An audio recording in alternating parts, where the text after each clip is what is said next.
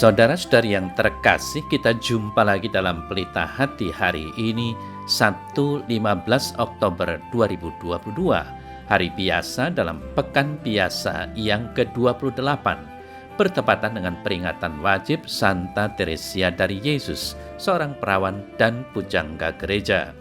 Bersama saya Romo Thomas Suratno SC dari Paroki Cilandak, Jakarta Selatan, mendengar dan merenungkan sabda Tuhan, yakni firman Tuhan yang tersurat dalam Injil Lukas bab atau pasal 12 ayat 8 sampai dengan ayat 12.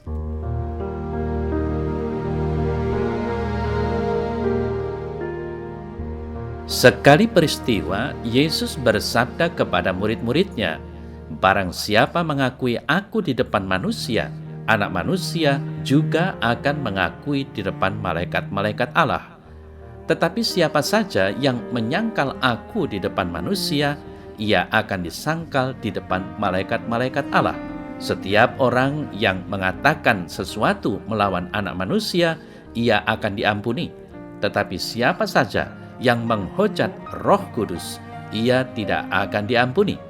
Apabila orang menghadapkan kamu kepada majelis di rumah-rumah ibadat atau kepada pemerintah-pemerintah dan penguasa-penguasa, janganlah kamu khawatir bagaimana kamu harus membela diri dan apa yang harus kamu katakan.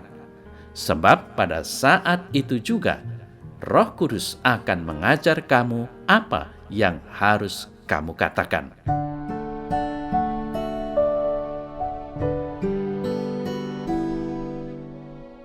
Saudara-saudari yang terkasih, apa dosa yang tak termaafkan yang Yesus minta agar kita hindari?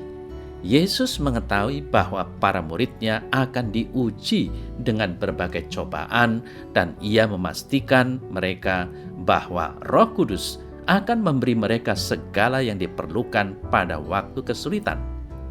Namun demikian, ia memperingatkan mereka bahwa sangat mungkin mereka akan menolak kasih karunia Allah dan jatuh ke dalam kemurtatan atau meninggalkan iman karena kepengecutan atau ketidakpercayaan.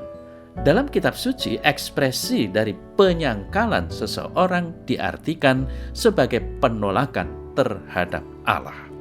Saudara-saudari yang terkasih, Yesus juga berbicara menentang penghujatan terhadap Roh Kudus. Apa itu penghujatan dan mengapa itu merupakan tindakan tercela? Hujatan mengandung unsur perlawanan terhadap Tuhan, baik diucapkan ataupun di dalam hati. Kata-kata kebencian, kata-kata celaan, atau perlawanan. Hal ini berlawanan dengan hormat terhadap Tuhan dan namanya yang kudus. Yesus berbicara bahwa penghujatan terhadap Roh Kudus adalah dosa yang tak terampuni. Ketahuilah bahwa Yesus berbicara tentang dosa ini segera setelah kaum Farisi dan para ahli Taurat menuduh mukjizat-mukjizat yang dilakukan Yesus adalah pekerjaan iblis dan bukan dari Tuhan. Saudara-saudari yang terkasih, suatu dosa tak terampuni terjadi hanya jika pertobatan adalah mustahil. Jika seseorang secara berulang-ulang menutup hatinya terhadap Tuhan dan menutup telinganya terhadap suaranya, dia sampai pada keadaan di mana ia tidak bisa lagi mengenali Tuhan, bahkan jika Tuhan membuat dirinya bisa diketahui. Orang seperti ini akhirnya akan menganggap hal-hal yang jahat sebagai kebaikan dan kebaikan sebagai kejahatan. Namun demikian, takut akan dosa seperti ini merupakan tanda bahwa seseorang tidak mati hati terhadap Tuhan dan sadar bahwa ia memerlukan kasih karunia dan belas kasihannya. Tidak ada batasan untuk belas kasih Tuhan, tetapi kita bisa menolak belas kasihnya dengan menolak untuk menerima ampun kepada Tuhan untuk semua perbuatan salah kita, dan dengan menolak menerima bantuan Dia untuk beralih dari dosa dan dari apapun yang menghalangi kita untuk melakukan kehendak-Nya dalam hidup kita. Tuhan memberikan kasih karunia dan memberi bantuan kepada siapapun yang dengan rendah hati memanggilnya, menyerah dalam meminta bantuan kepadanya, dan menolak untuk berpaling dari dosa. Dan ketidakpercayaan merupakan hasil dari dosa kebanggaan diri sia-sia dan kehilangan harapan dalam Tuhan. Saudara-saudari yang terkasih, apa yang menjadi dasar dari harapan dan keyakinan kita dalam Tuhan? Yohanes Penginjil mengatakan kepada kita bahwa begitu besar kasih Allah akan dunia ini sehingga Ia telah mengaruniakan anaknya yang tunggal, supaya setiap orang yang percaya kepadanya tidak binasa, melainkan beroleh hidup yang kekal. Yohanes 3 ayat 16.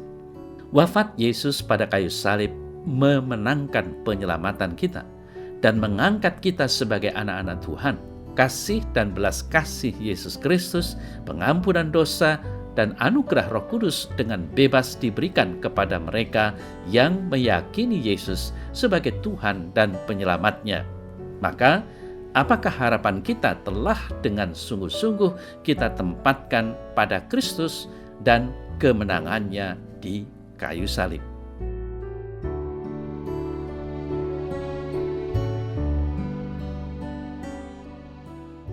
Ya Tuhan Yesus, Engkaulah pengharapan dan penyelamatku. Mampukan aku untuk selalu percaya kepadamu setiap saat dan bergantung sepenuhnya pada rahmat kasih karuniamu di saat aku dalam kesulitan dan cobaan.